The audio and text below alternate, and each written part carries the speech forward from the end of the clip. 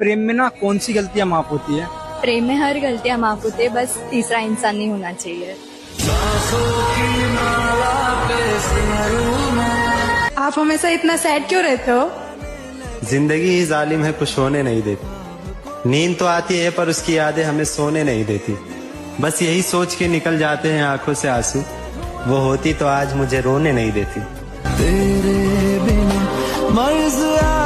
अच्छा, मेरा आपसे एक सवाल है, एक औरत मर्द का कदर क्यों नहीं करती? सच बोलूं या झूठ? सच ही बोल दो यार। हाँ, एक औरत इसलिए उसका कदर नहीं करती क्योंकि उसको लगता है कि उसके जैसे बहुत आएंगे, लेकिन उसको ये नहीं पता होता है कि उसके जैसा प्यार करने वाला कोई नहीं आएगा। रिलेशनशिप में लॉयल्टी कैसी होनी चाहिए? लॉयल्टी ऐसी होनी चाहिए जैसे कि ताले के तरह, वो खुद टूट जाता है पर चाबी नहीं बदलता।